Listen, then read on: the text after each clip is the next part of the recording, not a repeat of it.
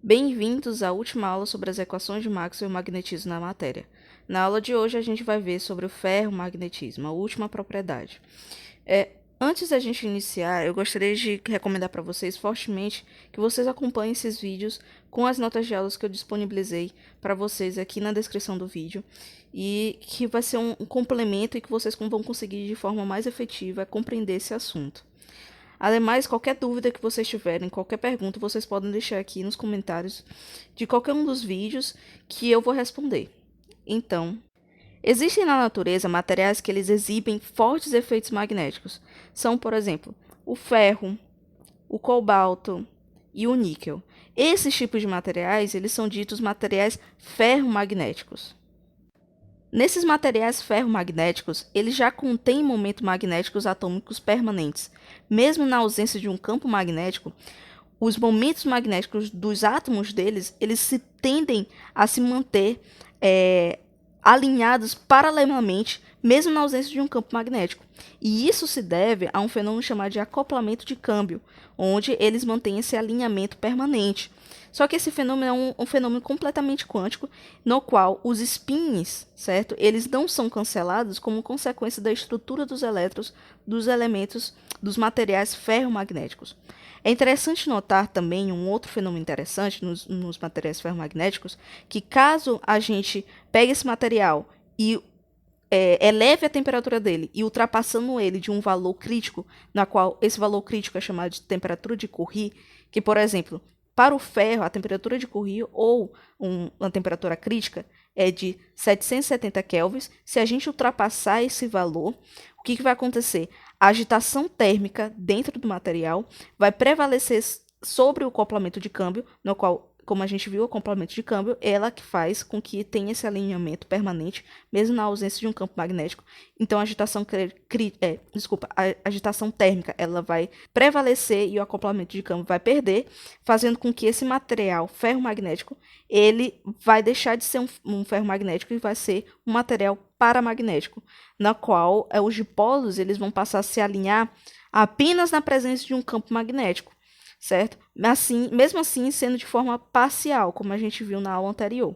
E a magnetização? Como é que a gente calcula a magnetização para materiais ferromagnéticos? A gente utiliza um dispositivo chamado de anel de Rowland, que ele é dado por essa esqueminha aqui, certo? No qual esse dispositivo ele é moldado na forma de um núcleo toroidal. O que é um núcleo toroidal? É quando a gente pega um solenoide e dobra ele de tal forma que forma um círculo, certo? E suas duas extremidades, elas estão conectadas umas às outras. Então, a gente vai pegar esse núcleo toroidal, certo?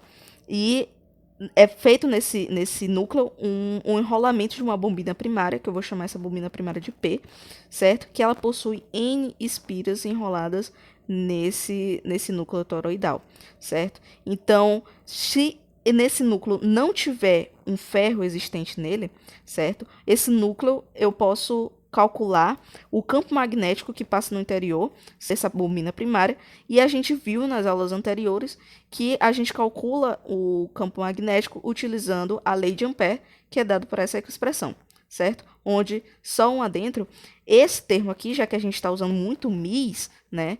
Esse μ aqui, ele não é o momento de polo magnético, mas aqui é uma constante, que é a permeabilidade do magnética, certo? Então, o que acontece?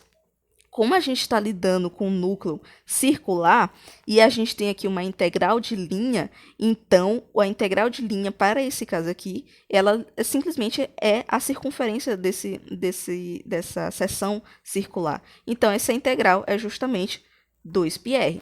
E essa corrente incluída aqui? Essa corrente incluída aqui, ela corresponde à corrente incluída pelo caminho fechado, que é justamente aquela que vai passar pelas N espiras. Então, a corrente incluída é I vezes N. Então, o que eu vou fazer? Eu quero deixar em evidência o meu campo magnético, certo? Então, eu vou passar o 2πr para o outro lado. Então, eu vou ter que o meu campo magnético, ele é a permeabilidade magnética vezes I vezes N, dividido por 2πr.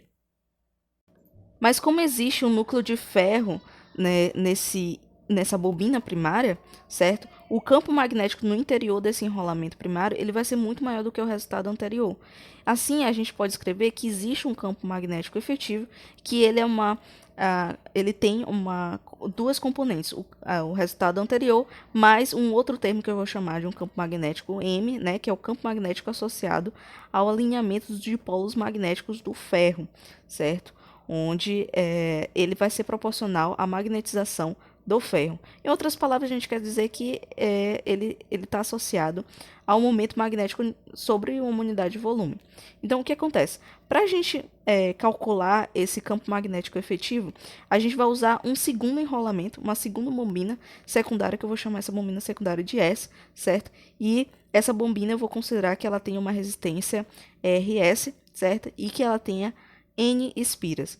E, pela lei de Faraday, a gente consegue saber que o valor absoluto da FEM induzida na bombina S, ela é dada por essa expressão, certo? Que a FEM induzida vai ser pelas N espiras pela variação. Isso aqui tá, a gente está escrevendo ela como um valor absoluto, certo? Porque qualquer coisa tinha um negativo aqui, mas aqui a gente está lidando com o valor absoluto.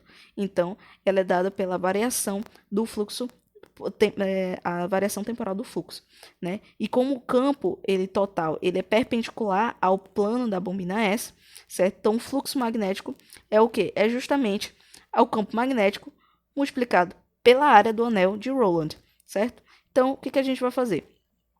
Lembre que o campo magnético aqui ele existe no interior do anel e não nessa região aqui central desse anel, entre anel nem aqui fora, simplesmente aqui dentro. Então, o que a gente vai fazer? Como a corrente induzida, certo? Essa corrente induzida aqui pela bombina S, ela é simplesmente a FEM sobre a resistência, então eu posso substituir esse valor aqui, essa resposta aqui dentro, então que é simplesmente pegar ela e dividir pela resistência, a gente vai ter que a corrente induzida pela bombina S, ela é dada por N espiras vezes a área, vezes o campo magnético, dividido pela resistência e a variação temporal. Então, eu quero encontrar já o campo magnético total, então eu vou deixar ele em evidência e colocar dessa forma. Ou seja, eu vou passar esses termos aqui multiplicando a corrente e esses dois termos aqui dividindo. Então, eu vou ficar com essa expressão. Observe que eu deixei em evidência a corrente e o tempo. Por quê? Porque a gente sabe o que é corrente vezes o tempo. É justamente a quantidade de carga. Então, eu vou colocar a variação aqui da quantidade de carga que vai passar pela bombina S durante um determinado tempo. Então, eu vou escrever que o meu campo total ele é dado por essa expressão aqui. Então, análogo à curva de saturação que a gente fez para materiais paramagnéticos, que a gente fez um exemplo sal, a gente consegue usar uma curva de saturação do núcleo de ferro do material, né, no anel de Rowland. Né? Então, como a gente sabe, a curva de saturação, o que ela nos informa? Ela nos informa o grau de influência que um campo magnético externo aplicado sobre esse material ele vai ter sobre os alinhamentos de polos magnéticos do material. Então, veja o seguinte, que se eu tiver um alinhamento dos dipolos magnéticos cerca de 70%, aqui vejo que é 70% do valor máximo, certo? Então, a gente vai ter um campo magnético em torno de 10 elevado a menos 3 Tesla, certo? Mas se a gente extrapolasse para um campo magnético próximo de 1 Tesla, né? Então, o alinhamento ele seria total, quase total. Então, a gente estaria naquela situação de saturação, como a gente viu no vídeo anterior. Mas esse tipo de campo ele é alto demais para a gente conseguir nesse anel de Rowland. Agora a gente chega numa coisa muito interessante. Agora, vamos relembrar todos os conceitos que a gente pegou agora. Veja que quando a temperatura de um material ferromagnético ele for menor que a temperatura de Curie, o que é a temperatura de Curie? A temperatura de Curie é a temperatura crítica de que quando a gente ultrapasse essa temperatura crítica, o material deixa de ser um ferro magnético para virar um material paramagnético. Então, digamos que eu pegue essa temperatura, ela for menor do que essa temperatura crítica, a gente sabe que vai ter um alinhamento de polos. A gente viu isso tanto para casos paramagnéticos para quantos casos ferromagnéticos. Esse alinhamento de polos, o que ele me diz? Ele me diz que os átomos desses materiais eles vão estar na mesma direção de um campo magnético, mas para o caso do ferro magnético, nem mesmo na presença de um campo magnético, eles já vão estar alinhados. Então, ora, se há um alinhamento de polos magnéticos, por que então o material ferromagnético, ele não apresenta uma magnetização de saturação, ou seja, uma magnetização máxima, mesmo se eu não tiver nenhum campo elétrico. A gente poderia fazer essa pergunta de uma outra forma. Por que que então um prego de ferro, ele não é um ímã? Em 1907, Pierre Ernest Weiss, ele respondeu essa pergunta a partir de uma teoria que ele criou chamada de domínio magnético. Para explicar isso, ele falou o seguinte, que um monocristal, o que é um monocristal? É um arranjo de átomos, certo? Então, um monocristal de sólido ferromagnético, ele vai comprimir um grande número de pequenas regiões. Essas regiões são chamadas de domínio, certo? E elas vão ser magnetizadas espontaneamente até o ponto de saturação. Então, eu vou esquematizar o que ele quis dizer dessas regiões. Então, uma região seria uma coisa como essa, onde essa aqui ele é dado como os domínios de um único cristal de níquel, certo? Onde a gente vai ter o seguinte, que essas linhas aqui, elas correspondem às paredes dos domínios, porque aqui são domínio, certo? Então, isso aqui são as paredes de domínio. E essas setas aqui, certo? Elas mostram a direção da magnetização de cada um dos domínios. Então, vamos explicar o que o Ernest Weiss ele falou, aplicando um campo magnético externo nesses mais. Então, o que acontece quando a gente aplica um campo magnético externo nessas regiões que possuem domínios? Duas coisas vão acontecer. A primeira coisa é o movimento das paredes de domínio, certo? Então, por exemplo, vou pegar a mesma figura anterior, onde eu estou sem nenhum campo magnético aplicado a ele. Então, o que vai acontecer? Quando eu aplico um campo magnético, esses domínios aqui, certo? Que essas setinhas, novamente, elas têm, elas representam a direção, certo? Dos dipolos magnéticos, e eles são de forma aleatória. Então, o que acontece? Quando eu aplico um campo magnético, esses domínios que estão favoravelmente orientados na direção do campo magnético, eles vão aumentar de volume. Então, por exemplo, se eu colocar um campo magnético, aqueles que já estão preferível a estar naquela direção, digamos que eu aplico um campo magnético para essa direção, eles vão diminuir nas custas dos outros que não estão na mesma direção, e aí o que vai acontecer? Se eu aplicar um campo mais forte, ainda mais eu vou deixar menor ainda essas regiões em que o campo magnético ele não está para essa direção, e esses aqui eles vão aumentar de volume. Então eles vão começar a tomar forma para essa direção. Então, a segunda coisa que vai acontecer, além do movimento da parede de domínio, vai ser a rotação de domínios. O que é isso? A gente vai ver que essa rotação de domínios vai ser que quando eu aplico um campo magnético, ele vai girar parcialmente os domínios na direção do campo magnético. Então, eu vou colocar aqui uma figurinha que vai ser a junção desses dois fenômenos aqui quando eu aplico um campo magnético. Então, veja lá. A gente tem aqui que um campo magnético vai ser zero, ou seja, não tem nenhum campo magnético, está aqui minha região, onde aqui tem meus domínios, certo? Quando eu aplico um campo magnético, o que vai acontecer? Aquelas regiões com o movimento da parede de domínio, elas vão diminuir, e aquelas que já têm uma direção preferível, certo? Elas vão aumentar o seu volume, certo? Nesse caso aqui vai aumentando, e aumentando. E quando chegar aqui, quando ela já toma o volume total, vai acontecer uma rotação de domínio, certo? A rotação do domínio, de tal forma que ela vai ficar na mesma direção de um campo magnético, caso eu aplique, por exemplo, esse campo magnético nessa direção. Então, o que acontece? Acontece é que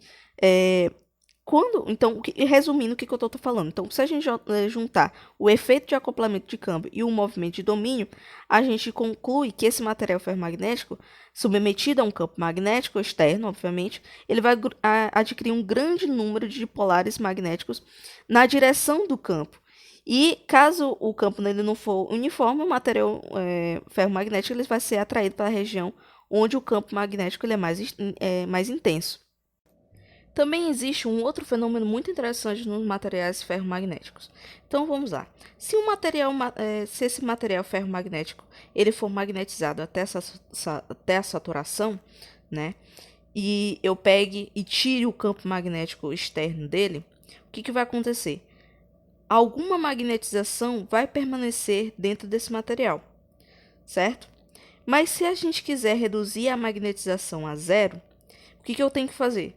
Eu tenho que aplicar nesse material um campo magnético na direção inversa. Esse fenômeno ele é chamado de histerese. E para entender ele, é interessante a gente analisar uma coisa chamada laço de histerese. Então, a gente vai entender da seguinte maneira. Vamos imaginar que eu pegue um material que ele, na amostra dele, ele vai ser desmagnetizado. Não tem magnetização nesse material, certo? Então, a gente vai começar do ponto A aqui, certo? E a gente vai aumentar a corrente, certo? Até que ele atinja um campo magnético B0, certo? Que ele vai estar nesse ponto aqui, B. E depois disso, a gente vai reduzir essa corrente a zero. E assim a gente vai chegar num valor C. Veja que essa linha aqui, ela corresponde ao campo magnético M, que é qual? É aquele que está correlacionado ao alinhamento dos dipolos magnéticos, certo? Então, a gente chegou no ponto C. Se a gente aumentar a corrente, só que no sentido oposto, a gente vai ter um valor de campo magnético D aqui. Se a gente reduzir novamente a corrente a zero, a gente chega nesse ponto aqui, E. Então, se a gente inverter mais uma vez o sentido da corrente, a gente vai aumentar o valor do campo magnético até novamente ao ponto B. A histerese, ela é também compreendida através do conceito de domínios magnéticos. Porque o que acontece? Quanto campo magnético aplicado, digamos um campo magnético B0 aplicado, ele vai diminuir o seu valor original, certo? E os domínios, eles não vão retornar completamente ao estado original, aqueles lá quando a gente viu por causa do níquel. Mas eles vão conservar uma certa memória, certo? No crescimento inicial de B0. Mas que tipo de memória é essa? Essa memória aqui dos materiais magnéticos, ele é essencial para armazenamento magnético de informações. Por exemplo, como você tem, por exemplo, as fitas antigas, então um armazenamento magnético de informações. Por exemplo, nas fitas antigas, nos discos rígidos de computadores, eles vão reter essas memórias devido ao armazenamento magnético de informação, justamente devido à histerese. Então, era isso que eu queria falar para vocês. Qualquer dúvida que vocês tiverem, qualquer informação, qualquer coisa que vocês quiserem complementar, vocês podem falar aqui no vídeo abaixo, que eu irei responder.